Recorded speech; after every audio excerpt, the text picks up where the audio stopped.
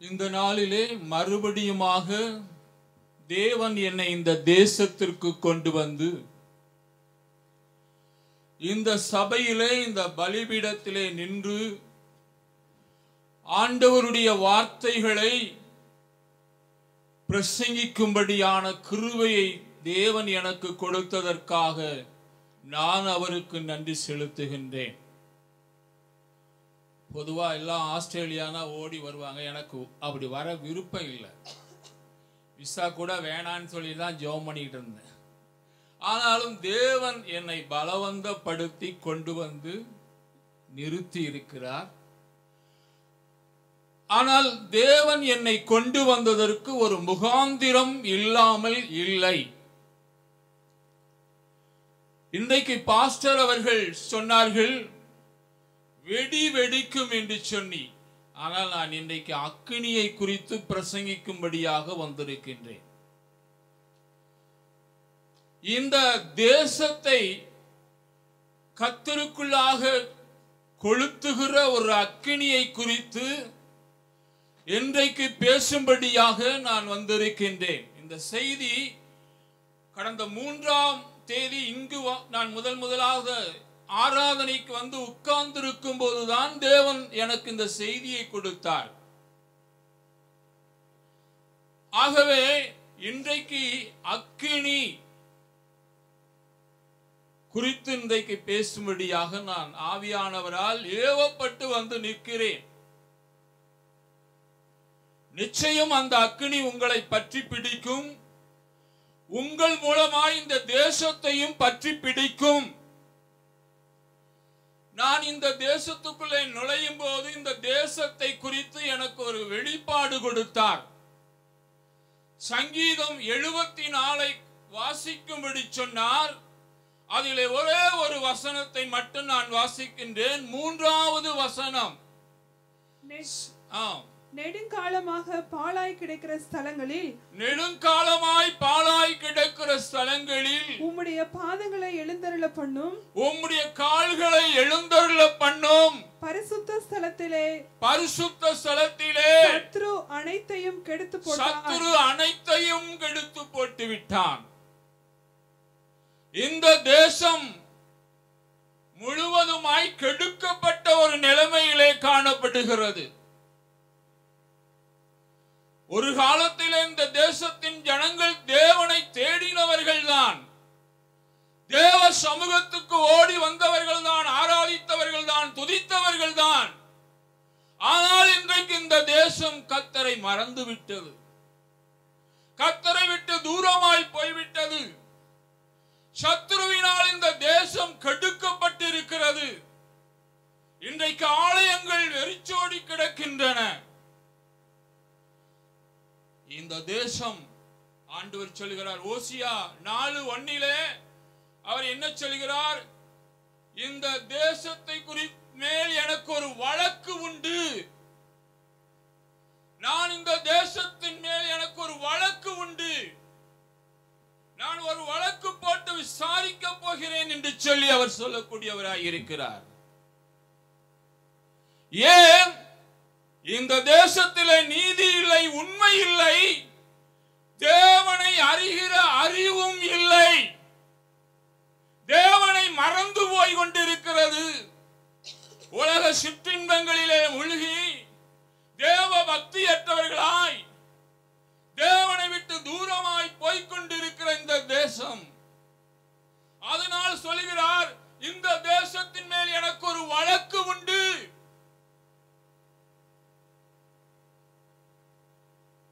சமீபத்தில் எங்க கிளசபையில போதகராய் இருக்கிற ஒரு ஆல்வின் பாஸ்டர் இருக்கார். அவர் தான் பைபிள் ஸ்கூல்ல டீனா இருக்கிறார். அவர் சபையில ஒரு கதை சொன்னாராம். அதை கேட்டுட்டு வந்து விசுவாசிகள் என்கிட்ட சொன்னாங்க. அது ரொம்ப எனக்கு அது உண்மையா என்னுடைய உள்ளத்தை பாதிக்கக்கூடியதா இருந்தது. ஒரு மனிதன் தெரு வழியாய் நடந்து போய் கொண்டிருந்தானா. அவனுடைய கைகளிலே 7 10 ரூபாய் நோட்டு அவனுடைய பாக்கெட்ல இருந்தது. அவன் 7 10 ரூபாய் நோட்டை பாக்கெட்ல வைத்துக் கொண்டு அவன் ஒரு வழியாய் நடந்து போகும்போது ஒரு ஓரத்திலே ஒரு பிச்சைக்காரனை போல ஒரு மனிதன் சாப்பிட்டு எத்தனை நாள் ஆச்சோ தெரியாது, வயிறெல்லாம் ஒட்டி போய் கிடைக்கிறது, சரியான ஆகாரம் இல்லை. ஒரு பிச்சைக்கார கோலத்திலே ஒரு மனிதனை பார்க்கின்றான். இவன் அவன் மேல் இறக்கப்பட்டு பரிதாபப்பட்டு தன்னிடத்தில் இருந்த அந்த 70 ரூபாயிலே 60 ரூபாயை 6-10 ரூபாய் நோட்டை அவனிடத்தில் எடுத்து கொடுத்து போய் கடையில போய் நல்ல ஆகாரம் வாங்கி சாப்பிட்டு உன் வயிறை நிரப்பு, நல்ல ஒரு ஆடையை வாங்கி ஆடையை உடுத்து என்று சொல்லி கேட்பாரற்று விசாரிப்பாரற்று கிடந்த ஒருவனுக்கு தன்னுடைய பையில் இருந்த தன்னுடைய சொந்த பணத்தை 60 ரூபாயை கொடுத்து விட்டு அவன் போய்கொண்டிருக்கிறான். மீதம் 10 ரூபாயை பாக்கெட் வைத்து போய்கொண்டிருந்தானாம். இந்த 60 ரூபாயை வாங்கினவன் என்ன நினைத்தான் தெரியுமா? அவன் கையில மீதமாயிருக்கிற அந்த 10 ரூபாயும் நாம் வாங்க வேண்டும் என்று சொல்லி ஒரு தடியை எடுத்துக்கொண்டு அவன் பின்னதாகவே போய் அவன் தலையில ஓங்கி அடித்து அவனை காயப்படுத்தி வேதனைப்படுத்தி கீழே தள்ளிவிட்டு அந்த பாக்கெட்ல இருந்த 10 ரூபாயும் இவன் எடுத்து கொண்டு வந்து விட்டானாம். இது என்ன அர்த்தம்? தேவன் 6 நாளும் நீ வேலை செய்து உன்னுடைய குடும்பத்துக்காக உழைப்பாயாக, உனக்கு அதற்கேற்ற பலனை தருகிறேன், கிருபையை தருகிறேன், ஞானத்தை தருகிறேன், வருமானத்தை தருகிறேன் என்று சொல்லி 6 நாளை உனக்காக கொடுத்து விட்டு ஒரு நாள் இது கர்த்தருடைய நாள், இது என் சமூகத்தில் வந்து என்னை ஆராதிக்கிற நாள், என்னை தேடுகிற நாள், என்ற நாமத்தை மகிமைப்படுத்துகிற நாள், இந்த ஒரு நாளை எனக்கு கொடுப்பாயாக என்று சொல்லி ஆண்டவர் வைத்திருந்தார். இவர்கள் என்ன செய்கிறார்கள்? 6 நாளையும் சம்பாதித்து அது போதாது என்று சொல்லி கர்த்தருடைய நாளையும் அவர்கள் என்ன செய்கிறார்களா? எடுத்துக் கொள்கிறார்கள். இந்த வாரம் ஆராதனைக்கு வரலன்னா அடுத்த வாரம் ஆராதனைக்கு போன பாஸ்டர் வந்து அடிக்க போறாரு. இந்த வாரம் போகலன்னா அடுத்த வாரம் அவசியம் போகணுமா? எத்தனையோ ஞாயிற்றுக்கிழமை இருக்குன்னு சொல்லி மனிதர்கள் என்ன செய்கிறார்களாம்? தேவ ஜனங்கள், தேவனிடத்தில் நன்மையை பெற்ற ஜனங்கள் தேவனுடைய நாமத்தை மகிமைப்படுத்தாதபடி அவருடைய நாளையும் தங்களுக்கென்று எடுத்துக் கொள்கிறார்களாம். எப்படி அந்த அடிப்பட்ட மனிதன் எவ்வளவு இரத்த கோலத்தில் இருப்பானோ அதே போலதான் ஞாயிறு ஆராதனையை, தேவ சமூகத்தை புறக்கணிக்கிற உங்களை மத்தியிலே அவர் வேதனையோடு நின்று கொண்டிருக்கிறார் என்று சொன்னாராம். 90 ரூபாயை உங்களுக்கு கொடுத்து விட்டு 10 ரூபாயை அவர் வைத்திருக்கிறார். அந்த 10 ரூபாயும் கொடுப்பதற்கு மனதில்லை, தசம பாகத்தையும் திருடி விடுகிறோம். இது எதை குறிக்கிறது? இதை பார்த்து சந்தோஷப்படுவாரா? அவர் சந்தோஷப்படுவாரா? நாம் அடித்து அவரை காயப்படுத்துகிறோம், வேதனைப்படுத்துகிறோம். அவருக்குரியதை நாம் அவருக்கு கொடுக்கவில்லை, அவருக்கு கொடுக்க வேண்டிய கனத்தை கொடுக்கவில்லை. எங்கோ எப்படியோ விசாரிப்பட்டு கவனிப்பாரற்று இரக்கமற்ற நிலைமையிலே காணப்பட்டோம். ஆனால் தேவன் நம்மேல் இரக்கம் பாராட்டினார், நம்மை தூக்கி எடுத்தார், தன்னுடைய இரத்தத்தினாலே கழுவினார், சுத்திகரித்தார். நீங்களும் நானும் அதற்கு எந்த அளவுக்கு நன்றி கூற கடமைப்பட்டு இருக்கின்றோம், எந்த அளவுக்கு நன்றி கூற கடமைப்பட்டு இருக்கின்றோம். இந்த தேசத்தை குறித்து ஒரு நல்ல வாக்குத்தத்தத்தையும் தேவன் எனக்கு கொடுத்தார். அது என்ன வாக்குத்தத்தம் என்று சொன்னால், ஏசாயா தீர்க்கதரிசன புத்தகம் 11வது அதிகாரம் 9வது வசனம், ஆபகுக் 2வது அதிகாரம் 14வது வசனம்.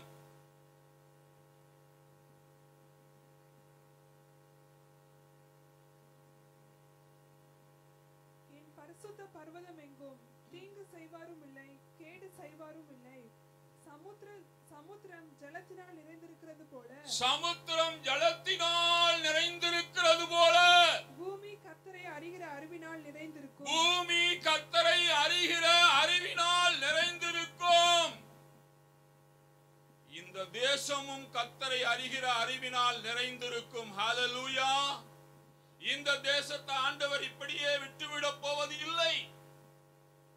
இந்த தேசம் கர்த்தரை அறிகிற அறிவினால் நிறைந்திருக்கும். ஹல்லேலூயா. எத்தனை பேருக்கு ஆசை? ஆதி நிலைமைக்கு இந்த தேசம் திரும்பும். ஜனங்கள் போட்டி போட்டுக்கொண்டு ஆலயத்துக்கு ஓடி வருவார்கள், தேவனை தேட ஓடி வருவார்கள், ஆண்டவரை பாடி ஆராதிப்பார்கள். விரிச்சோடி கிடக்கிற ஆலயங்கள் எல்லாம் நிரம்பி வழியும். இது சாத்தியமா? இது நடக்கக்கூடிய காரியமா? நடக்குமா? அப்படி நடக்கணும்னு சொன்னா 2 ஏதுக்களை ஆண்டவர் எனக்கு காட்டினார். ஒன்னு அக்கினி, இன்னொன்னு வித்து, வேத வசனமாகிய வித்து. இந்த 2 மூலமாக ஆண்டவர் இந்த தேசத்தை மகிமையினால் நிரப்புவார். ஹல்லேலூயா.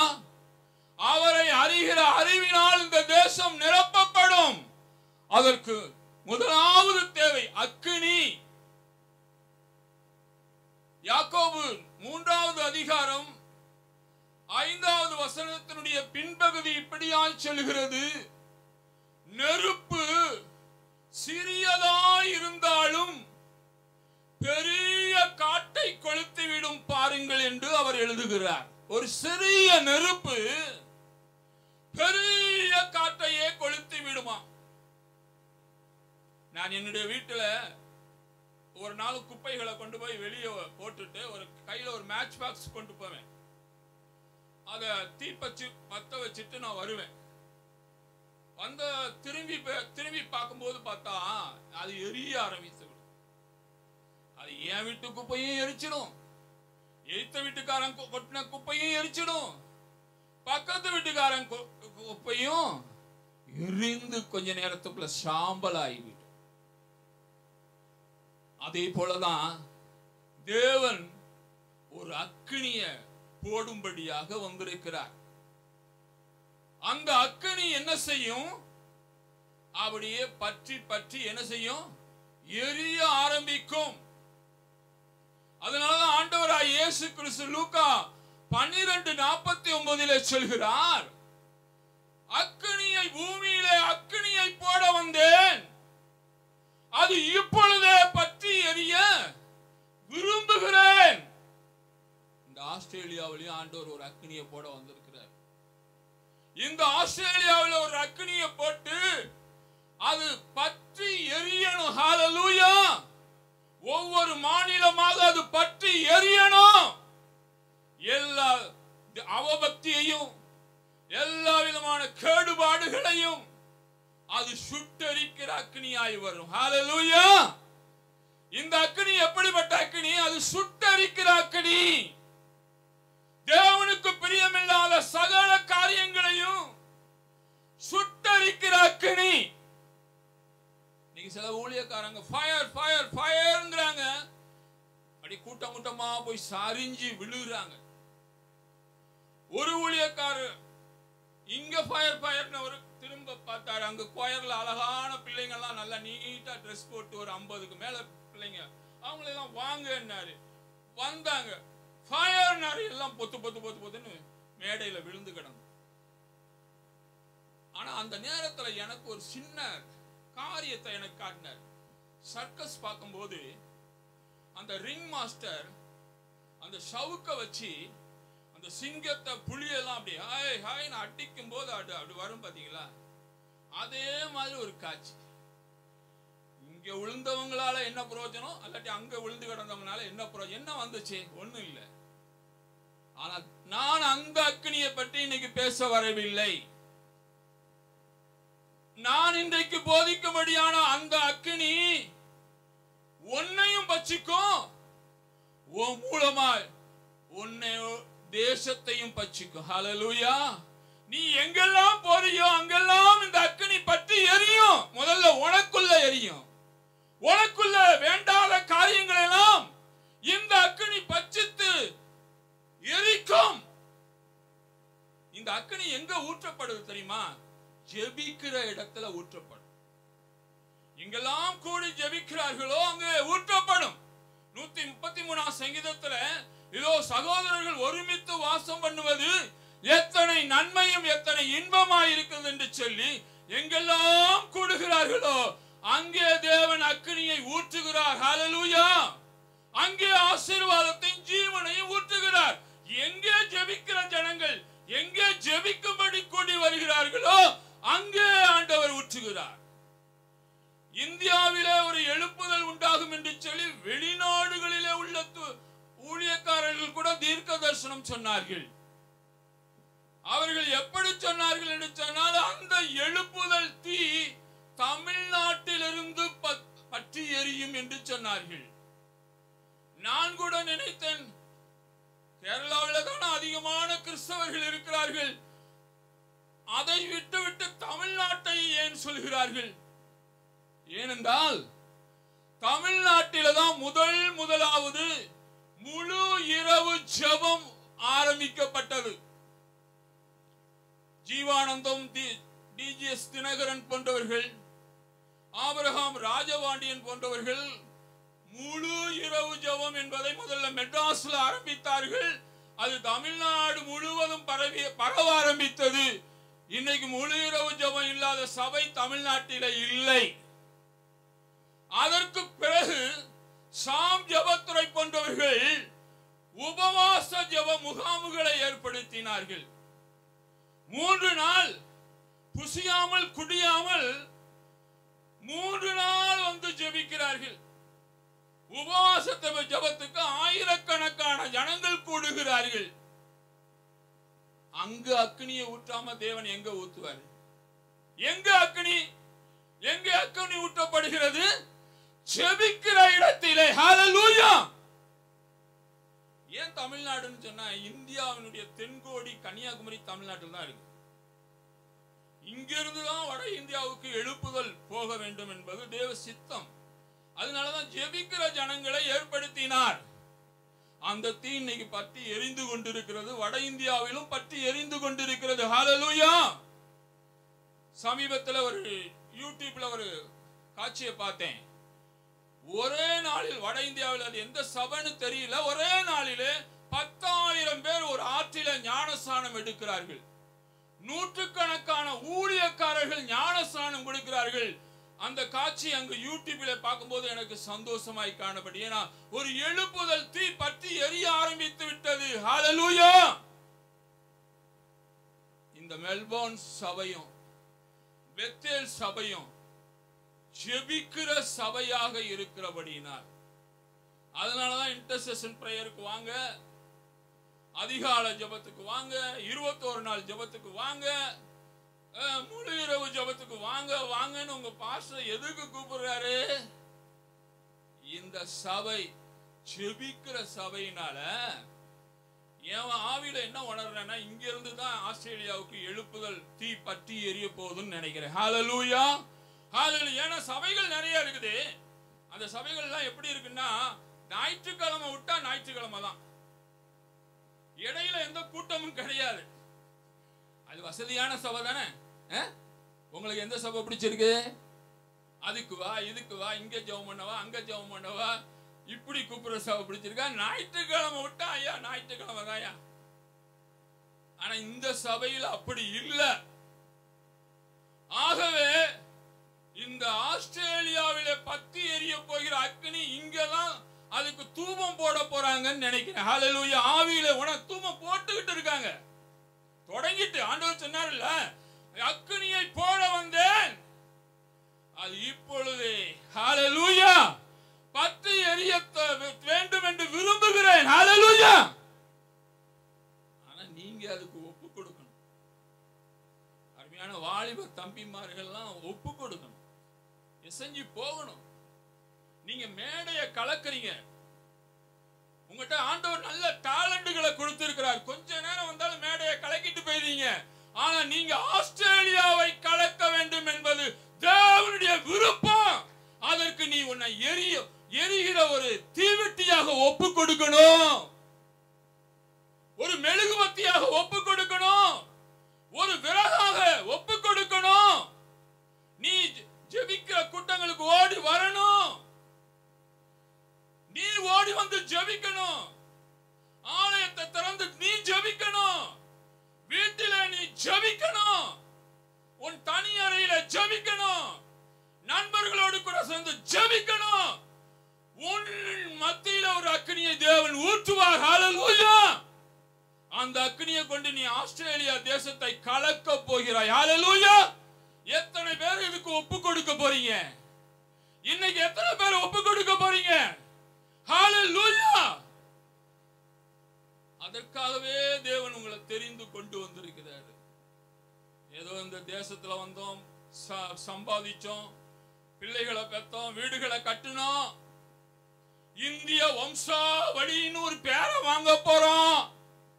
இல்லங்க, பரலோக பிரஜையா, பரலோக வம்சாவளிகளா நீங்க இந்த தேசத்துல எழும்பி பிரகாசிக்க வேண்டும் என்பது தேவனுடைய சித்தம். ஹல்லேலூயா. நீ அதுக்கு ஒப்பு கொடுப்பாயா? அருமையான தம்பி, நீ ஒப்பு கொடுப்பாயா? அருமையான தங்கச்சி, நீ ஒப்பு கொடுப்பாயா? ஏன் மூலமா இந்த தேசத்துல ஒரு அக்கினி பத்தி எரியணும். நானும் வாலிப பிராயத்தில் ஆண்டவரை ஏற்றுக்கொண்டேன். என்னுடைய ஊர்ல நான் மட்டும்தான் ரட்சிக்கப்பட்டிருந்தேன். ஆனா ஆண்டவர் சொன்னார், பக்கத்து ஊருக்கு போ, அங்க ஒரு சில வாலிபர்கள் எல்லாம் கூடி ஜெபம் பண்றாங்க, அவங்க கூட போய் சேர்ந்துக்கினாரு. அவங்கெல்லாம் ஒரு மீட்டு மேலறையில என்ன போல சிஎஸ்ஐ லுத்தரன் சபையிலிருந்து வந்தவங்க வாலிபர்கள்லாம் ஜெபம் பண்ணிட்டு இருந்தாங்க. அவங்களோட கூட சேர்ந்து ஜெபிக்க ஆரம்பிச்சேன். அப்பதான் எனக்கு பரிசுத்தாவின் அபிஷேகம் எல்லாம் கிடைச்சது. அப்படி ஜெபிச்சுக்கிட்டு இருக்க ஒரு அனல் வந்துகிட்டே இருந்தது. தேசத்தை குறிச்ச ஒரு பாரம், ஊரை குறிச்ச ஒரு பாரம். அதனால கொஞ்சம் அப்படியே சர்ச்சில போய் இந்த அக்னியை பத்த வைப்போம்னு சொல்லிட்டு எங்க சர்ச்சில போய் ஜெபிக்க ஆரம்பித்தோம். இரவு நேரங்களில ஜெபிக்க ஆரம்பித்தோம். அவ அந்த குருவானவர் வந்தாரு. எல்லாம் ஆவியில நிறைங்கிறான், அந்நிய பாஷையில பேசுறான், முழங்குறான். ஒரு அனல் பார்த்தோன்னு அவர் அப்படியே ஏற இறங்க பார்த்துக்கிட்டே இருந்தாரு. எங்கடா நம்ம சபையை பெந்தகோஸ்து சபையை ஆக்கிடுவானோ போல இருக்குன்னு சொல்லிவிட்டு அடுத்த முறை போகும்போது ஆலயத்தையும் பூட்டிட்டாரு, தான் வீட்டையும் பூட்டிட்டு லைட் எல்லாம் ஆஃப் பண்ணி படுத்துட்டாரு. என்ன பண்றது, எங்க போய் ஜெபிக்கிறது? ஆண்டவர் கிழக்கு நோக்கி போனாரு. கிழக்க கடற்கர அங்க போய் ஜெபிக்க ஆரம்பித்தோம். அந்த ஜெபங்கிற தீ அப்படியே பரவ ஆரம்பிச்சு. இங்கேயே ஜெபிச்சுட்டு இருக்காது, வேளாங்கண்ணியில போய் ஜெபம் பண்ணு, காரைக்கால்ல போய் ஜெபம் பண்ணு, தரங்கம்பாடியில போய் ஜெபம் பண்ணு, பூம்புகார்ல ஜெபம் பண்ணு. எல்லாம் போக போக போக அங்க இருந்து வாலிபர்கள் வந்து சேர்ந்துகிட்டே இருக்கிறாங்க. கடற்கரை ஜெபம்னு ஒரு ஜெபம் பத்தி எரிய ஆரம்பிச்சிட்டு. ஹல்லேலூயா. நீங்க கூடி ஜெபிக்க ஆரம்பிச்சீங்கன்னா உங்கள் மத்தியில ஒரு அக்கினியை தேவன் போடுவார். இந்த அக்கினி உங்களோடு நின்று போகிற அக்கினி அல்ல, உங்களை சார்ந்தவர்கள் எல்லாம் பற்றிக்கும். இந்த தேசத்தையே பற்றி எரியும். ஹல்லேலூயா. ஜெபம் என்கிற அக்கினி பற்றி எரியும். இந்த அக்கினியை பத்தி பார்க்கும்போது இந்த அக்கினி முதல்ல நம்மள சுட்டரிக்கும். நமக்குள்ள இருக்கிற ஆகாத போகாத காரியங்கள் எல்லாம், வேண்டாத காரியங்கள் எல்லாம் என்ன செய்யும்? சுட்டு எரிக்கும். ஏசாயா தீர்க்கதரிசன புத்தகம் 6வது அதிகாரத்திலே அவர் ஒரு தரிசனத்தை காட்டுறார். தேவன் உயரமும் உன்னதமான சிங்காசனத்திலே வீற்றிருக்கிறார். அவரை சுற்றிலும் சேராபீன்கள் கேராபீன்கள் எல்லாம் பரிசுத்தர் பரிசுத்தர் என்று 24 மணி நேரமும் போற்றி துதித்துக் கொண்டிருக்கிறார்கள். இந்த பரிசுத்த தேவனை, அவர் வாசம் பண்ணுகிற அந்த பரிசுத்த ஸ்தலத்தை பார்த்தவுடனே அந்த அக்கினி ஏசாயா உள்ளத்தை போட்டு உழுக்க ஆரம்பிச்சது. அவர் சொல்றார், நான் அதமானேன், நான் அசுத்த உதடு உள்ள மனிதன், நான் அதமானேன், அசுத்த உதடு உள்ள மனிதர்கள் மத்தியிலே நான் வாசம் பண்ணுகிறேன். இந்த பரிசுத்தமான தேவனுக்கு முன்பாக நிற்பதற்கு எனக்கு கொஞ்சம் கூட அருகதையே இல்லை. நான் அசுத்த உதடு உள்ள மனிதன் என்று சொல்லி அவன் கதறுகிறான். இனியும் நம்ம வாய் ஆண்டவரையும் பாடுது, சில நேரத்தில் சினிமா பாட்டா கூட பாடி வேண்டாத காரியங்கள், பேச்சுகள், பொய். ரட்சிக்கப்பட்ட பிறகு அந்த பொய் தொடர்ந்து வருது. ஏன்னா ஏற்கனவே பொய் சொல்லியே பழகியாச்சு. அதனால ரட்சிக்கப்பட்ட பிறகு பொய் வருது. பாட்டு திடீர்னு வந்துருது. ஆனா இவன் அந்த பரிசுத்த காட்சியை பார்த்தோன்னே இவன் உள்ளம் குத்தப்படுது, வேதனைப்படுது. ஐயோ, நான் அதமானேன், இவ்வளவு பெரிய பரிசுத்தமான தேவனுக்கு நான் எப்படியா நிக்கிறதுன்னு சொல்லிட்டு அதமானேன்னாரு. என்னை சுத்தி இருக்கிறவங்களும் அப்படிதான், என்னுடைய ஃப்ரெண்ட்ஷிப் எல்லாம் அப்படிதான், எல்லாம் அசுத்த வார்த்தைகளை பேசிக்கிட்டே இருக்காங்க. அதனால நான் அங்க இருக்கிறதுனால என் வாயில நல்ல வார்த்தைகள் வருதா?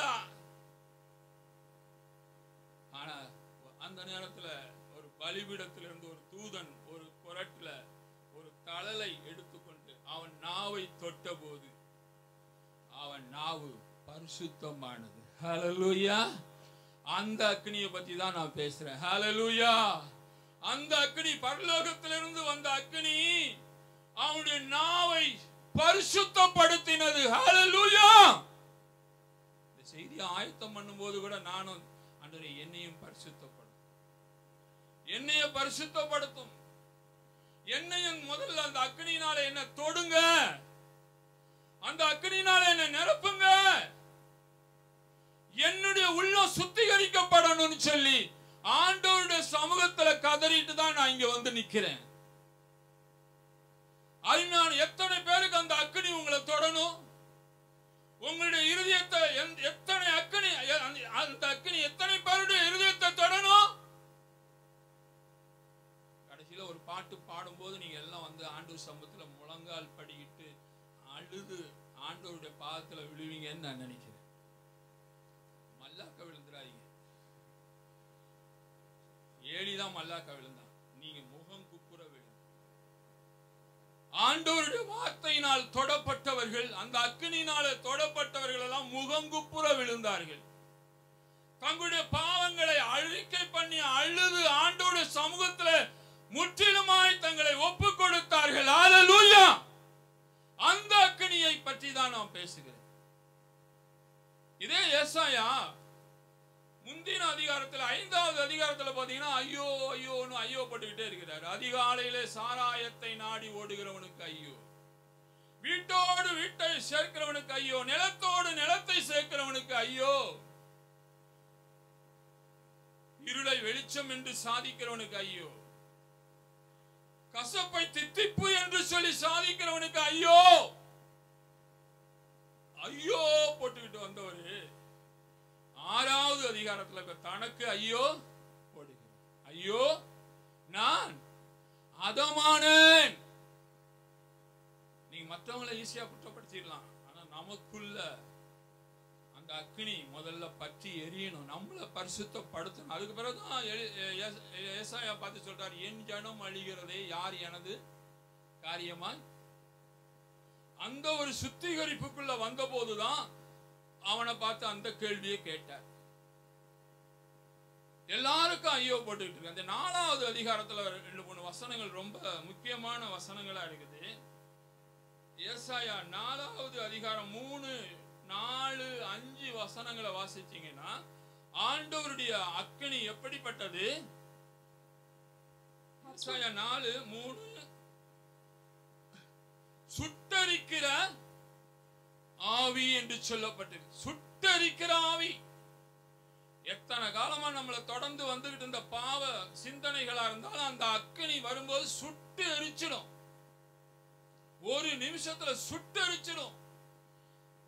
அது சுட்டரிக்கிற ஆவி. 5வது வசனம் மட்டும் வாசிங்க.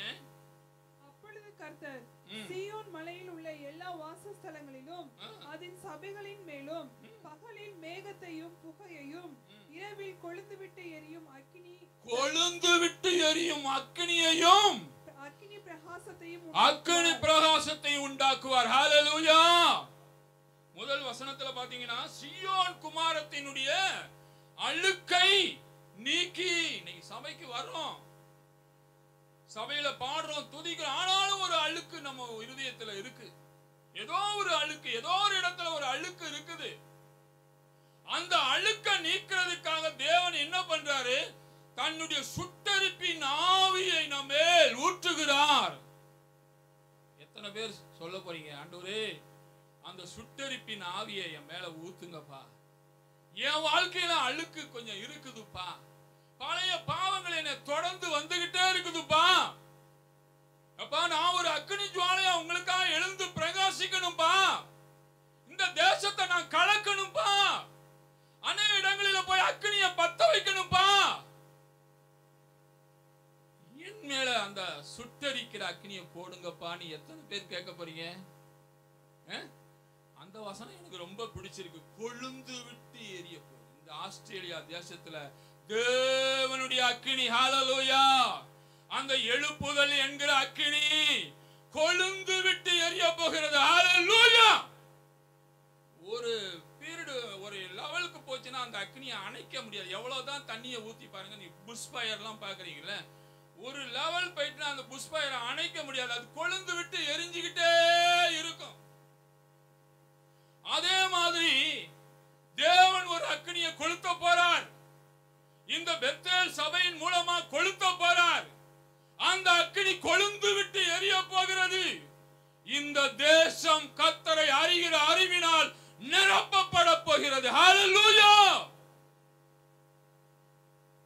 அப்படி ஒரு அக்கினிக்காக நீங்க என்ன செய்யுங்க? ஏசாயா சகரியா 10:1 சொல்லப்பட்டு பின்மாரிக்காக நீங்க என்ன செய்யுங்க? வேண்டிக் கொள்ளுங்க. ஒரு பின்மாரி மழை பொய்ய போகுது. ஒரு எழுப்புதல் மழை, எழுப்புதல் தீ பற்றி எரிய போகிறது. ஹல்லேலூயா. ஜனங்கள் கூட்டம் கூட்டமா ஆண்டவரை தேடி ஓடி வர போறாங்க. ஹல்லேலூயா. அதுக்கு உங்களை எதிர்பார்த்துட்டு இருக்க பெத்தேல் சபை விசுவாசிய உன்னை எதிர்பார்த்துட்டு இருக்க. நீ ஒரு அக்கினியா மாறுவையா? உன்னிலே நான் அக்கினியை கொளுத்த முடியுமா? நீ எனக்காக பற்றி எரிவாயா? அதற்கு உன்னை ஒப்பு கொடுப்பாயா? ஏதோ இந்த தேசத்துக்கு பிழைக்கிறதுக்காக வரல. தேவன் ஒரு நோக்கத்தோடு கொண்டு வந்திருக்கிறார். ஹல்லேலூயா. ஒரு உன்னத நோக்கம். ஹல்லேலூயா. உங்க மூலமா தான் இந்த தேசம் கர்த்தரை அறிந்து கொள்ள போகிறது. இந்த அக்கினி நீங்க என்ன செய்யணும்? உங்களை சுத்திகரிக்கிறது, உங்களை பரிசுத்தமாக்குறது. இந்த அக்கினி என்னன்னா, இந்த அக்கினி கிட்ட வர்றவனும் எரிக்கப்படுறான். இந்த அக்கினியை பெற்றுக்கொண்டு அவன் எங்க போறானோ அங்கேயும் ஜனங்களிடத்தில் இருக்கிற வேண்டாத காரியங்கள்லாம் எரிக்கப்படக்கூடியதா. ஒரு 50 வருஷத்துக்கு முன்னாடி நடந்த சம்பவத்தை சொல்றேன். திருச்சியில ஒருவர் ரயில்வேல இன்ஸ்பெக்டரா இருந்தார். அவர் ஒரு ரோமன் கேத்தலிக். என்னுடைய சொந்த ஊரான நாகப்பட்டினத்தை சேர்ந்தவர். அவர் திருச்சியில ரயில்வே இன்ஸ்பெக்டரா குவார்டர்ஸ்ல இருக்கிறார். அவர் ஒரு ஆட்டுக்குட்டியை வளர்த்தாராம். ஒரு நாள் சாயங்காலம் ஆகியும் ஆட்டுக்குட்டி வீட்டுக்கு வரல. ஆட்டுக்குட்டியை தேடிக்கிட்டு அந்த ரயில்வே டிராக்ல அப்படியே போயிட்டே இருக்கிறார். ஆட்டுக்குட்டி சாயங்காலம் வந்துருமே, ஆட்டுக்குட்டியை காணுமேன்னு சொல்லிட்டு டிராக்ல போயிட்டே இருக்கிறார். ஒரு இடத்துல ஒரு வீட்டில ஒரு வித்தியாசமான சத்தம் கேக்குது. என்னன்னா, எல்லாரும் ஆவியில நிறைஞ்சி பாடி தேவனை துதித்து சோத்தரித்து கொண்டிருக்கிறாங்க ஒரு வீட்டுக்குள்ள. இவருக்கு அது வித்தியாசமான சத்தமா இருக்கு. இதுவரைக்கும் அப்படி ஒரு சத்தத்தை கேட்டது இல்லை. பாட்டா கிறிஸ்தவ பாட்டு மாதிரி தெரியுது, இயேசு சாமியை பத்தி பாடுற மாதிரி தெரியுது. ஆனா இன்னமும் வித்தியாசமா பாடுறாங்களே, ஒரு ஆர்ப்பரிப்போட பாடுறாங்களே, ஒரு ஆரவாரத்தோடு பாடுறாங்களே அப்படின்னு சொல்லி ஆட்டுக்குட்டிய மறந்துட்டு அந்த வீட்டு கேட்டுல நின்னுட்டே இருக்கிறாரு. உள்ளார பாட்டு முழங்கிட்டு இருக்கு, ஆவியில நிறைஞ்சு எல்லாம் ட்ரம் அடிச்சு பாடி முழங்கிட்டு இருக்காங்க. இவரு கேட்டை பிடிச்சுக்கிட்டே நிக்கிறாரு. வீட்டுக்கு போகணுங்கிற மனசு இல்ல, உள்ள போறதுக்கும் கொஞ்சம் யோசனை. அவர் ஒரு வழியா எப்படியோ கேட்ட திறந்துகிட்டு உள்ளார போயிட்டாரு. அங்க எல்லாம் அக்கினி விளம்பா அப்படியே ஜோம் பண்ணிட்டு இருக்காங்க, துதிச்சுக்கிட்டு இருக்காங்க, சோத்தரிச்சுக்கிட்டு இருக்காங்க. இவர் அந்த இடத்துல போய் நின்னாரு பாருங்க, அந்த அக்கினி இவரை தாக்க ஆரம்பிச்சிச்சு. இவருக்குள்ள ஒரு பாவ உணர்வு ஏற்பட்டு தேம்பி அழுது அந்த இடத்துலயே முழங்கால் படிட்டு ஆண்டவருக்கு தன்னை ஒப்பு கொடுத்தாராம். ஹல்லேலூயா. அந்த அக்கினி இவரை பாதிச்சது, இவருடைய உள்ளத்தை தொட்டது. உடனே அவர் முழங்கால் படிட்டு அவங்களோட சேர்ந்து இவரும் ஜெபிக்க ஆரம்பித்தார். இவர் மேலேயும் ஆவியானவர் இறங்கினார், அந்த அபிஷேகம் இறங்கினார். உடனே வீட்டுக்கு போனார், மனைவிட்ட சொன்னார், பிள்ளைங்கிட்ட சொன்னாரு. அவரால் சும்மா இருக்க முடியல, தன்னுடைய சொந்த ஊருக்கு போனார். சொந்த ஊர்ல போய் அந்த ரோமன் கேத்தலிக் ஜனங்க மத்தியில, கிறிஸ்தவங்க மத்தியில வீடு வீடா போவாராம், வீடு வீடா ஏறி இறங்குவாராம். இறங்கி ஒரு அக்னியை கொளுத்தி போட்டாரு. இன்னைக்கு 50 வருஷத்துக்கு மேல அந்த அக்னி எரிஞ்சுட்டு இருக்கு. அவர் ஆண்டவருடைய ராஜ்யத்துக்கு போயிட்டாரு. அவர் கொளுத்தி போட்ட அக்னி நாகப்பட்டினத்துல எரிஞ்சுக்கிட்டு இருக்கு. ஹல்லேலூயா. ஒருவேளை நாங்க கூட கடற்கரையில போய் ஜெபம் பண்ணோமே, அதெல்லாம் அவருடைய அக்னியா இருந்திருக்கும். அவர் கொளுத்த போட்ட அக்னியினுடைய பிரதிபலனா இருந்திருக்கலாம். இன்னைக்கு 6000 பேர் ஆராதிக்கிற ஒரு பெரிய சபை நாகப்பட்டினத்துல உருவாகி இருக்கு. இதுக்கெல்லாம் யார் காரணம்? அந்த சேவியர் காரணம். அவர் தாம் பெற்ற அந்த அக்னியை கொண்டு போய் நாகப்பட்டினத்துல இறைச்சாரு. வீடு வீடா ஏறி இறங்குவார். எல்லாம் திட்டுவாங்களாம். மனைவி பிள்ளைய கையில தூக்கிட்டு வீடு வீடா ஏறி இறங்குவாராம். அக்னியை இறைச்சாரு. அந்த அக்னி இன்னைய வரைக்கும், நேத்து பூத்து இன்னைக்கு அவிஞ்சு போற நீத்து போற நெருப்பை பத்தி நான் பேசல. நீங்க ஒரு அக்னியை பெற்று அந்த அக்னியை கொளுத்தி போட்டீங்கன்னா அது காலகாலமா எரிந்து கொண்டே இருக்கும். ஹல்லேலூயா. அது காலகாலமா எரிந்து கொண்டே இருக்கும். திரளான தண்ணீர்கள் நேசத்தை அவிழ்க்க மாட்டாது. அப்படிப்பட்ட ஒரு அக்னியை கொளுத்தும்படியாக தேசன் இந்த தேசத்திலேயே இறங்கி வந்திருக்கிறாரு. நீங்க உங்களை ஒப்பு கொடுங்க. ஆண்டவரே, இந்த எழுப்புதல்ல எனக்கு ஒரு பங்கு தாங்க.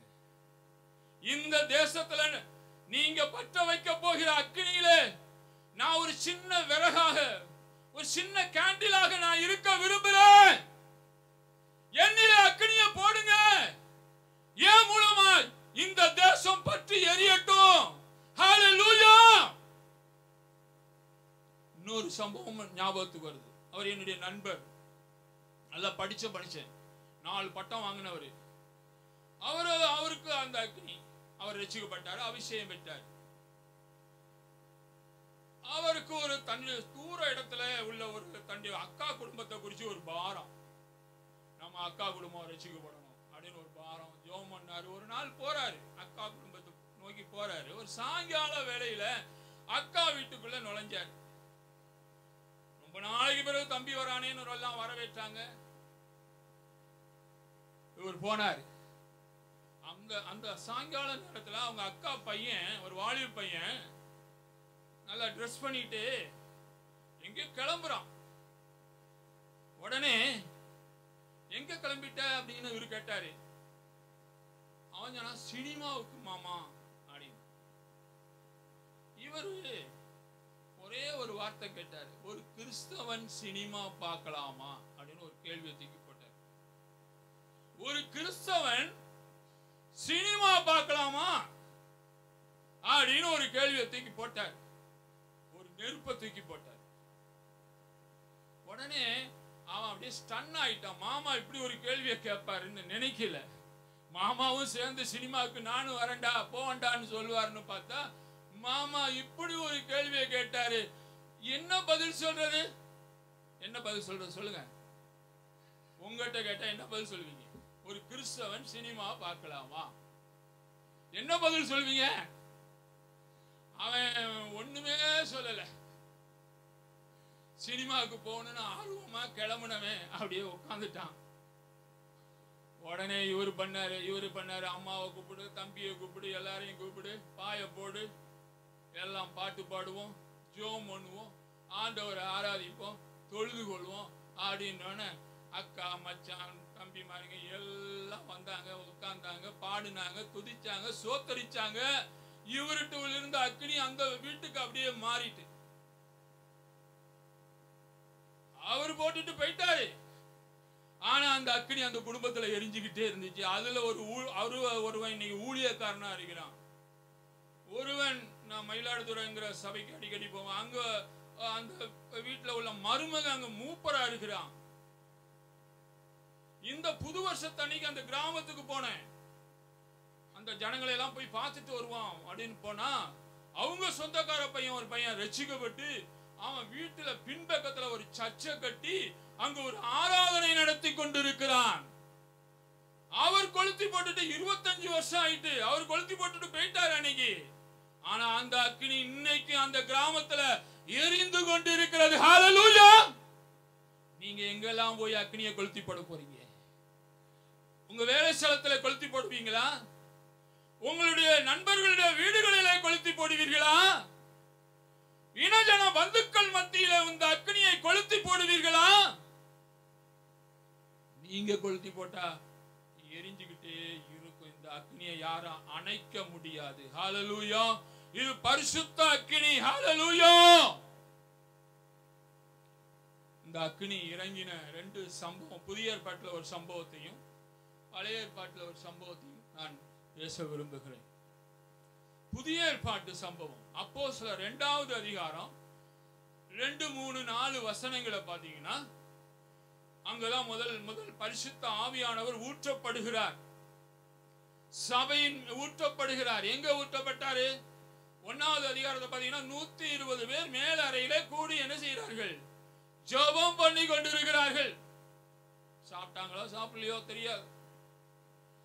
120 பேர் ஜெபம் பண்ணி கொண்டிருக்கிறார்கள். திடீரென்று அந்த இடத்துல ஆவியானவர் ஊற்றப்பட்டார். ஒரு இடி முழக்கம் போன்ற சத்தம். எல்லாரும் என்னடா திடீர்னு இப்படி ஒரு சத்தம்? ஆவியானவர் அங்கு ஊற்றப்பட்டார். எப்படி இறங்கினாராம்? அக்னிமயமான நாவுகளாக பிரிந்து ஒவ்வொருவர் மேலும், அந்த 120 பேர்ல எல்லார் மேலும் அக்னிமயமான ஆவியானவர் அங்கு வந்து தலையிலே ஊற்றப்பட்டார். எல்லாரும் ஆவியிலே நிரப்பப்பட்டார்கள். எல்லாரும் அந்நிய பாஷையில தேவனை பாடி துதிக்க ஆரம்பித்தார்கள். அங்க ஒரு பெரிய கூட்டம் ஜனங்க இருக்குது. ஒரு பெரிய கூட்டம் ஜனங்கள். 12வது வசனம் 10ல இருந்து பாத்தீங்கன்னாலே பல ஜாதி ஜனங்கள்லாம் எங்க எப்படி வந்தாங்கன்னு தெரியல. அந்த இடத்துல பல ஜாதி ஜனங்கள் வர்றாங்க. மெசொப்பொத்தேமியர், ரோமானியத்தியர், கிரேக்கர், யூதர்கள் எல்லாம் நல்லா படிச்ச பீப்புளா இருப்பாங்க. ஹை கிளாஸ் பீப்புளா இருப்பாங்க. எல்லா ஜனங்களும் எங்க வந்தாங்க? அங்க வந்து அவங்களுக்கு இது ஒண்ணுமே புரியல.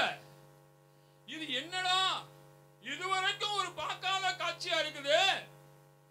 இப்படி இவர்கள் தேவனை துதிக்கிறார்களே, ஆராதிக்கிறார்களே என்று எல்லாரும் வேடிக்கை பார்த்து கொண்டிருக்கிறார்கள்.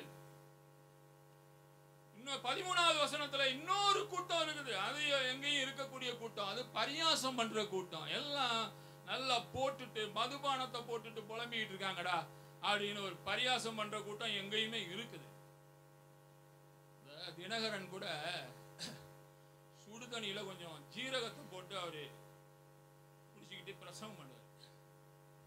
அந்த ஜீரகத்தை போட்டோன்னா அந்த தண்ணி கொஞ்சம் மஞ்சள் கலரா இருக்கும்.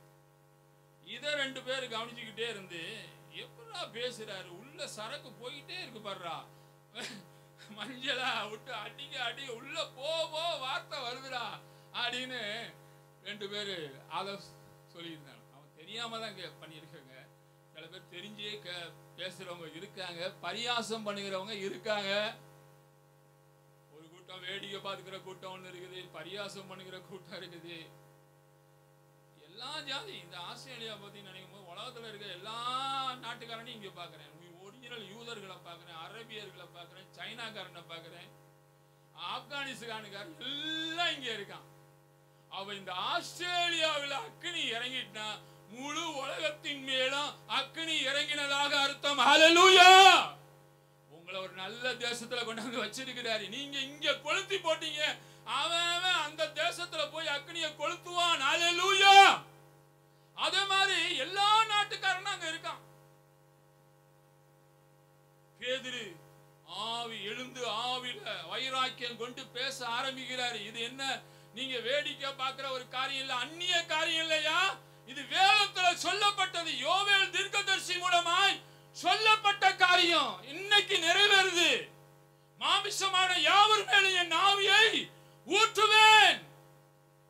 வாலிபர்கள் தரிசனங்களை காண்பார்கள், மூப்பர்கள் சொப்பனங்களை பார்ப்பார்கள், ஊழியக்காரர்கள் மேலும் ஊழியக்காரிகள் மேலும் என்னுடைய ஆவியை ஊற்றுவேன்.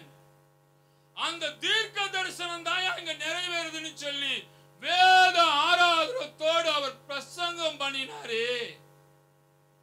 என்ன நடந்தது? 41வது வசனத்துக்கு போனீங்கன்னா, எல்லா இருதயமும் குற்றப்பட்டது. அந்த அக்கினி அந்த இருதயத்தை எல்லாம் போட்டு அப்படியே தொலைச்சு எடுத்துச்சு.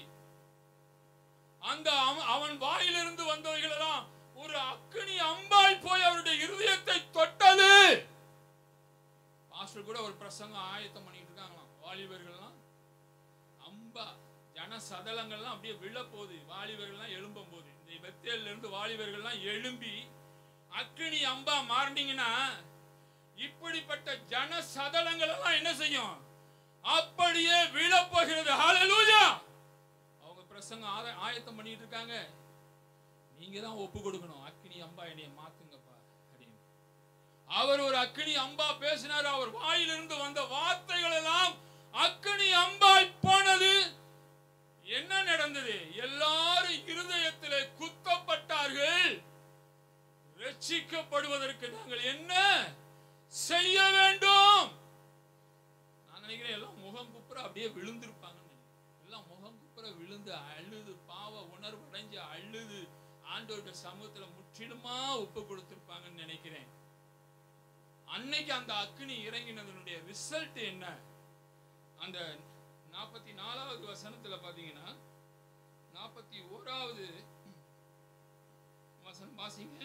41வது வசனம். அவருடைய வார்த்தையை சந்தோஷமாய் ஏற்றுக்கொண்டவர்கள் ஞானஸ்நானம் பெற்றார்கள். அன்றைய தினம் ஏறக்குறைய 3000 பேர். ஹல்லேலூயா! ஆயிரமான ஜனங்கள் கர்த்தர் அண்டையில திரும்புவார்கள். ஹல்லேலூயா! உங்க சபைக்காக தான் வாக்குத்தத்தம் கொடுத்திருக்காரு. இப்போது இருப்பதை பார்க்கிலும் 1000 மடங்கு. எப்படி வருவாங்க? நீங்க அக்கினியை கொளுத்தி போடும்போது, உங்க வாயிலிருந்து வர்ற வார்த்தையெல்லாம் அக்கினி அம்பா புறப்பட்டு போகும்போது, அந்த அக்கினி எவ்வளவு கடினமான இருதயமா இருந்தாலும் அந்த கடினமான இருதயத்தை நொறுக்கி விடும். உள்ள குத்தப்பட்டுச்சு. ஹல்லேலூயா! சந்தோஷமா ஆண்டவரை ஏற்றுக்கொண்டார். அப்படிப்பட்ட ஒரு எழுப்புதலுக்கு உங்களை அடிப்படையா தேவன் வைக்க விரும்புகிறார். ஒரு எழுப்புதல் போகுது. ஆனா நீங்க பங்கு இல்லைன்னா வேற யாரை கொண்டாவது எழுப்பு இந்த தேசத்தை சந்திப்பாரு. ஆனா நீங்க உங்க ஆசீர்வாதத்தை இழந்து போயிடுங்க. அதத்தான் எஸ்தரை பார்த்து மொர்தெகாய் எச்சரிக்கிறார். இக்காலத்தில் நீ மௌனமா இருந்தால் யூதருக்கு ரட்சிப்பு வேறு வழியாய் வரும். ஆனா நீ அந்த பாக்கியத்தை இழந்து போயிடுவ. நீங்க யாரும் இழந்து போயிடாதீங்க. உங்களை இந்த தேசத்தினுடைய எழுப்புதலுக்கு ஒரு பங்காய், ஒரு அக்கினி அம்பாய் உங்களை பயன்படுத்த விரும்புகிறார். எனக்கு தேவை அந்த அக்கினின்னு அவர் பாதத்துல வந்து விழுங்க. ஹல்லேலூயா. அடுத்ததாக பழைய ஏற்பாட்டிலே ஒரு சம்பவம், அக்கினி இறங்கின சம்பவம். 1 ராஜாக்கள் 18வது அதிகாரம் ஜனங்களை பார்க்கிறான். ஜனங்கள் எல்லாம் எப்படி இருக்கிறாங்க? 21வது வசனத்துல ஜனங்கள் எல்லாம் எப்படி இருக்கிறாங்க? 2 நினைவுகளால் குந்தி குந்தி நடந்துகிட்டு இருக்காங்க. ஆண்டவரும் வேணும், உலகமும் வேணும். உலகத்தையும் விட முடியல, ஆண்டவரையும் விட முடியல. இருமனம் உள்ளவன் தன் வழியெல்லாம் நிலையற்றவன். ஆண்டவரையும் பிரியப்படுத்தணும், உலகத்தையும். ஞாயிற்றுக்கிழமை வந்தா இங்க ஆண்டவருடைய பிள்ளைதான், வெளியே போனா உலகத்தோடு உலகமா கலந்துடுறாங்க. உலகம் அப்படியே கவர்ந்து இழுக்குது. அதனால அவர் கேட்கிறாரு, நீ எந்த மட்டும் 2 நினைவுகளால் குந்தி குந்தி கர்த்தர் தெய்வமான கர்த்தரை பின்பற்றி, பாகால் தெய்வமான பாகாலையே பின்பற்றி போ. என்னால சொல்ல முடியாது, நீ இந்துவா போயிடும் சொல்ல முடியாது. ஏன்னா இந்துக்காரன் கூட வெள்ளிக்கிழமை செவ்வாய்க்கிழமை கோயில்ல போய் நிக்கிறான். முஸ்லீமா போயிடுன்னு என்னால சொல்ல முடியாது. ஏன்னா அவன் வெள்ளிக்கிழமை ஓடியாடுறான். எங்க மெட்ராஸ்ல எங்க பையன் வீட்டு பக்கத்துல ஒரு பள்ளிவாசல், வெள்ளிக்கிழமை கடையெல்லாம் அடைச்சு போட்டுட்டு ஓடியாடுறானுங்க. உன்னை அந்த கூட்டத்திலையும் சேர்க்க முடியாது, இந்துக்கள் கூட்டத்திலையும் சேர்க்க முடியாது. உன்னை எந்த கூட்டத்தில் சேர்க்கிறது? லவோதிகா சபையில சொன்ன மாதிரி வாந்தி பண்ணி போடுவேங்கிற அந்த கூட்டத்தில் தான் சேர்க்கணுமா? இல்லைங்க. உங்களை அதுக்காக இந்த தேசத்துக்கு அழைச்சிட்டு வரல. உங்களை அழைத்து கொண்டு வந்ததற்கு ஒரு பெரிய நோக்கம் அவருக்கு இருக்கிறது. ஹல்லேலூயா. நீங்க வாங்க. அதுல கடைசியில பாத்தீங்கன்னா அவர் ஜனங்கள் எல்லாம் 37வது வசனத்துல கிட்ட வாங்க ஒரு இடத்துல சொல்றாரு, கிட்டி வாருங்கிறார். அந்த இடத்துல ஒரு சவாலையும் வைக்கிறாரு. அந்த இடத்துல ஒரு சவால். என்ன சவால்னா, அக்கினியினால் உத்தரவருளும் தேவனே தேவன். இந்த இடத்துல அக்கினியினால தேவன் உத்தரவருள போறாரு. அவரே தேவன் என்று. அப்ப எல்லாரும் என்ன சொல்றாங்க? இது நல்ல வார்த்தைன்னு சொல்றாங்க. நல்ல வார்த்தை, ஒரு சவால். என் தேவன் எப்படிப்பட்டவர்? அக்கினியினால உத்தரவருள போகிறவர். ஹல்லேலூயா. எல்லாரும் கிட்ட வாங்கன்னு சொல்லி சிதஞ்சு போன பலிபீடத்தை எல்லாம் செப்பனிட்டு 12 கோத்திரத்துக்கு தகுந்த மாதிரி 12 கற்களை வைத்து அவன் கட்டுகிறான். ஹல்லேலூயா. சபையை கட்டுறதுன்னா சாதாரண காரியம் இல்லை. நீங்க பிசாசு எல்லாத்தையும் கெடுத்து போட்டு வச்சிருக்கான். நீங்க அதை ஒன்று சேர்த்து கூட்டணும், கட்டணும். ஆலயத்துக்கு வாங்கன்னு அவங்களை கூப்பிடணும், உபவாச கூட்டத்துக்கு வாங்கன்னு அவங்க அழைச்சிட்டு வரணும், கூட்டணும், ஒன்று சேர்க்கணும்.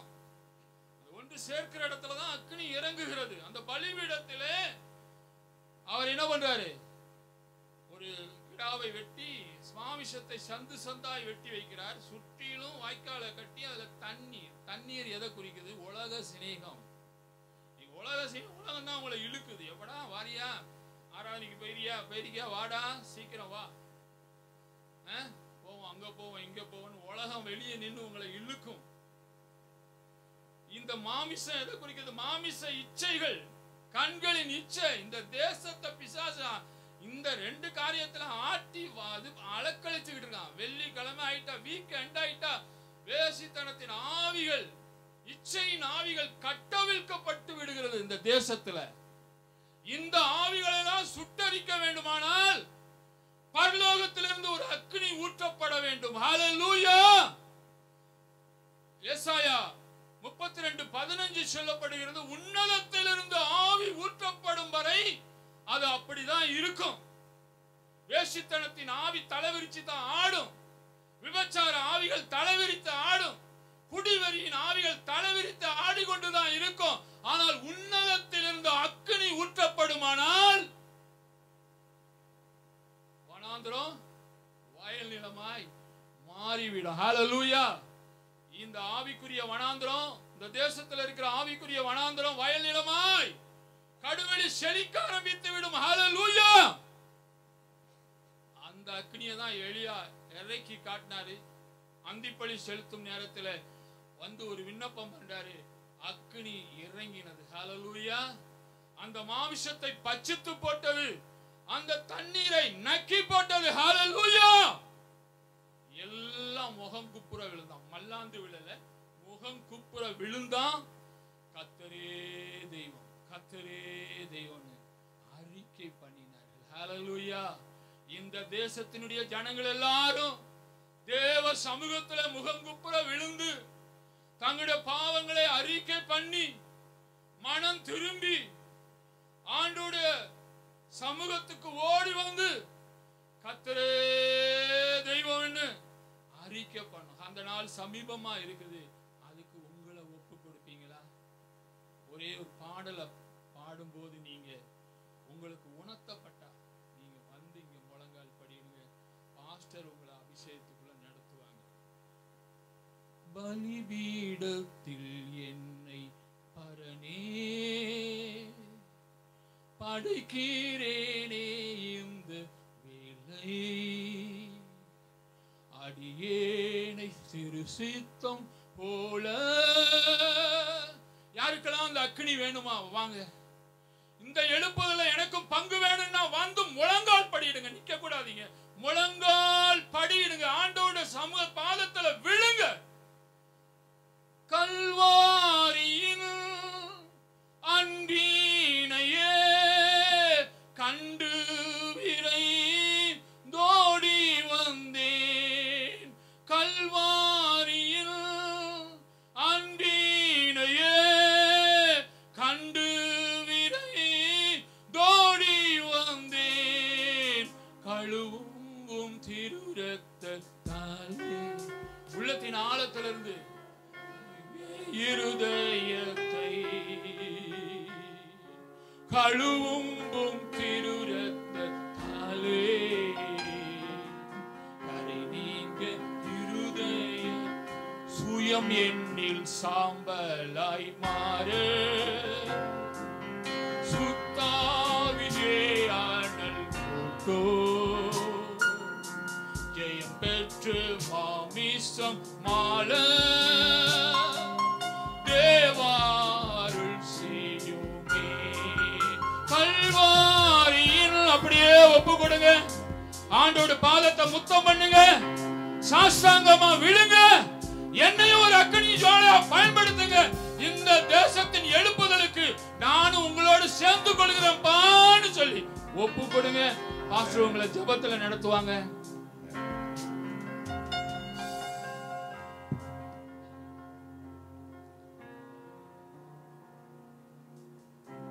Thank you, Lord.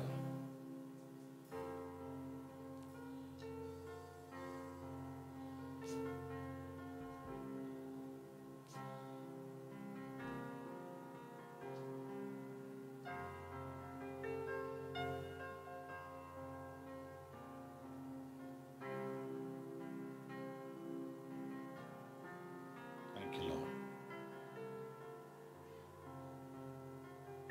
முன்னால வந்திருக்கிற நீங்கள் முதலாவது உங்க வாழ்க்கையில உங்களை அக்கினி பற்றி பிடிக்கட்டும். எத்தனையோ தேவன் விரும்பாத காரியங்கள் உங்கள் வாழ்க்கையில இருக்குதுன்னு சொன்னா அப்படியே 2 கரங்களை உயர்த்தி பிடிங்க. ஜெபம் பண்றேன்.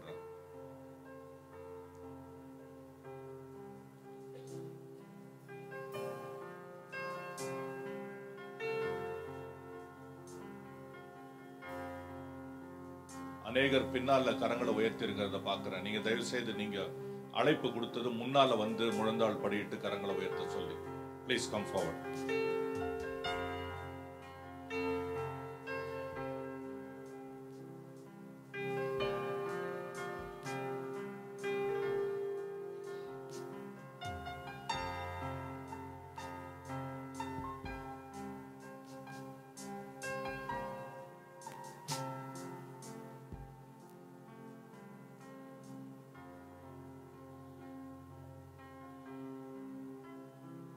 ஆவியோடு ஆத்மா சரீரம் அன்பனே உமக்கென்றும் தந்தேன். ஆலயமாக்கியே இப்போ ஆசீர்வதித்தருளும்.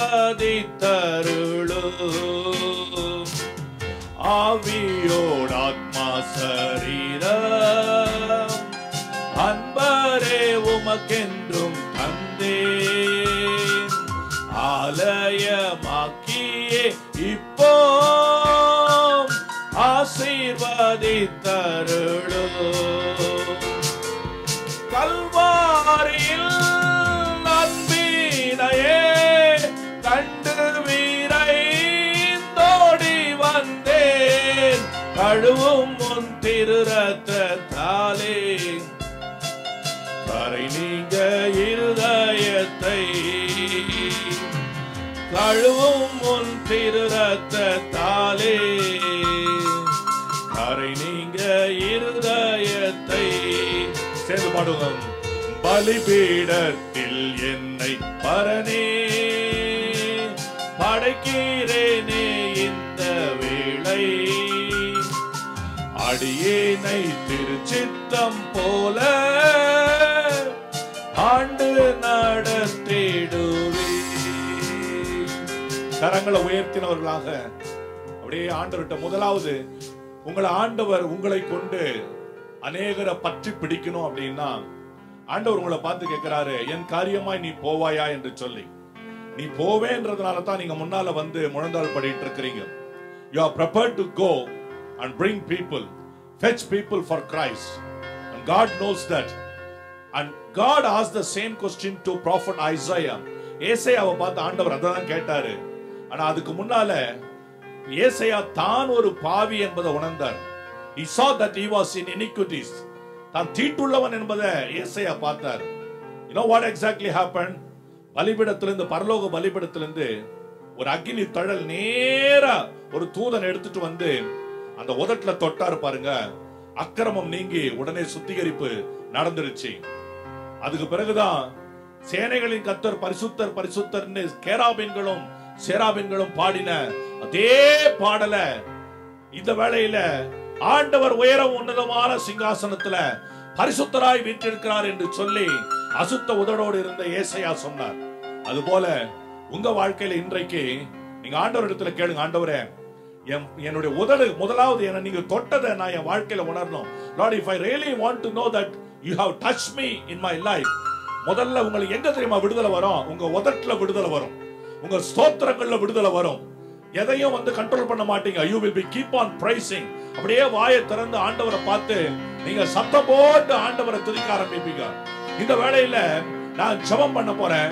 நான் கண்ணை மூடி நான் ஜெபம் பண்ணி கொண்டிருக்க அதே வேளையில நீங்க விசுவாசிங்க, பலிபீடத்திலிருந்து ஒரு தழல் உங்க உதட நேரா வந்து தொடும். எல்லாம் கண்ணை மூடுங்க, நேரா வந்து தொடும். அப்படி தொடும் பொழுது when that fire is going to touch your lips, நீங்க வாயை திறந்து அப்படியே ஆண்டவரை பலத்த சத்தத்தோடு நீங்க துதிப்பீங்க. இந்த மைக்கு சத்தத்தை தாண்டி உங்க சத்தம் பெருசா மாறும். முன்னால வந்திருக்கிற அந்த பிள்ளைகளுக்கு ஆண்டவர் இந்த நாளில் இந்த ஒரு ஆசீர்வாதத்தை கொடுக்கிறாரு. ஆண்டவரே கர்த்தாவே, ஆண்டவரே தாழ்த்தி இருக்கிற இந்த பிள்ளைகளை ஆண்டவரே இந்த வேளையில கர்த்தாவே, ஓ தகப்பனே ஆண்டவரே இந்த வேளையில, ஓ பலிபீடத்திலிருந்து ஆண்டவரே, இந்த பலிபீடத்திலிருந்து ஆண்டவரே, அப்பா அப்பா தகப்பனே ஆண்டவரே, இவர்களுக்காக உமது சமூகத்தை தரிசிக்கிற அந்த தேவ தூதர்கள் ஆண்டவரே அந்த பலிபீடத்திலிருந்து ஒரு தகப்பனே அக்கினி தழலை கொண்டு வந்து இதோ உதட touch Lord, touch Lord, touch Lord, touch Lord, touch Lord, touch Lord. Oh தொடுங்க தொடுங்க, ஓ தொடுங்க தொடுங்க ராஜா, தொடுங்க தொடுங்க ஆண்டவரே, தொடுங்க தொடுங்க தொடுங்க ஆண்டவரே, தொடுங்க ஆண்டவரே. Jesus name, in Jesus name, touch touch touch touch touch touch touch. Oh தகப்பனே, oh hallelujah, hallelujah, hallelujah, oh hallelujah.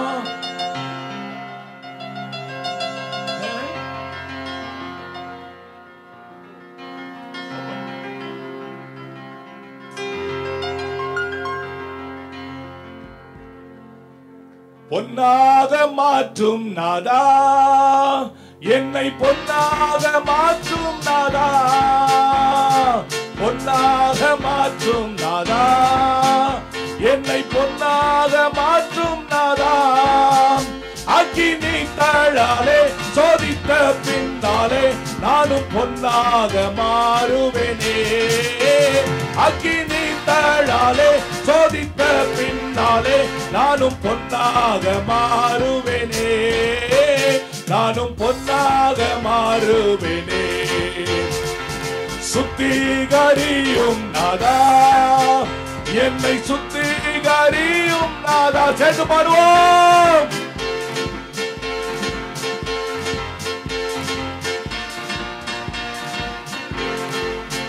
நித்திரு ரத்தத்தால் உள்ளும் புறம்புமாக என்னை சுத்திகரித்திடுமே. நித்திரு ரத்தத்தால் உள்ளும் புறம்புமாக என்னை சுத்திகரித்திடுமே. என்னை சுத்திகரித்திடுமே. பொன்னாக பொன்னாக மாற்றும் நாதா, என்னை பொன்னாக மாற்றும் நாதா. அக்கினி தழாலே சோதித்த பின்னாலே நானும் பொன்னாக மாறுவேனே. நானும் பொன்னாக மாறுவேனே. அல்லேலூயா அல்லேலூயா அல்லேலூயா. சபையார் அவர் எழுந்து நிற்போம். அல்லேலூயா அல்லேலூயா அல்லேலூயா அல்லேலூயா அல்லேலூயா. அல்லேலூயா அல்லேலூயா அல்லேலூயா அல்லேலூயா. வல்லமை உண்டு உண்டு, அற்புத வல்லமை இயேசுவே ரத்தத்தால். வல்லமை உண்டு உண்டு, அற்புத வல்லமை ஆட்டுக்குட்டியின் ரத்தத்தினால். வல்லமை உண்டு உண்டு உண்டு உண்டு, அற்புத வல்லமை இயேசுவே ரத்தத்தால். வல்லமை உண்டு உண்டு, அற்புத வல்லமை ஆட்டுக்குட்டியின் ரத்தத்தினால். ஒழிந்திடும் வல்லமை, உன்னதத்தின் வல்லமை, ஆவியின் வல்லமை. எல்லாரும் கரகர தட்டி. பொழிந்திடும் வல்லமை, உன்னதத்தின் வல்லமை, ஆவியின் வல்லமை, அக்கினியின் வல்லமை. பொழிந்திடும் வல்லமை, உன்னதத்தின் வல்லமை. பொழிந்திடும் வல்லமை, உன்னதத்தின் வல்லமை, ஆவியின் வல்லமை, அக்கினியின் வல்லமை. கிருபை மேலானதே, கிருபை மேலானது. கிருபை ஊற்றுகிறார். கிருபை மேலானதே, உந்தன் கிருபை மேலானதே. கிருபை மேலானதே, உந்தன் கிருபை மேலானதே. கிருபை மேலானதே, உந்தன் கிருபை மேலானதே.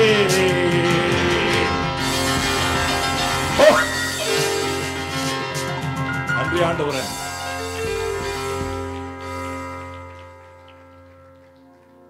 நன்றி நன்றி ராஜா, நன்றி ராஜா, நன்றி நன்றி நன்றி ஆண்டவரே. பரிசுத்தமுள்ள நல்ல பிதாவே, உங்களுடைய பிள்ளைகளை தேவரீர் ஆசீர்வதிக்கும்படியாய் ஜெபிக்கிறேன் ஆண்டவர். இந்த நாளிலே தாழ்த்தி தங்களை உமக்கென்று ஒப்பு கொடுத்த பிள்ளைகள் ஒவ்வொருவரையும் அக்னி ஜுவாலையாக ஆண்டவரே கர்த்தாவே இவர்களை மாற்ற வேண்டும் என்று ஜெபிக்கிறோம். கர்த்தாவே, நான் யாக்கோபின் வீட்டாரை அக்னியும் யோசேப்பின் வீட்டாரை அக்னி ஜுவாலையுமாய் மாற்றுவேன். அவர்கள் ஏசாவின் வம்சத்தை பட்சிப்பார்கள்.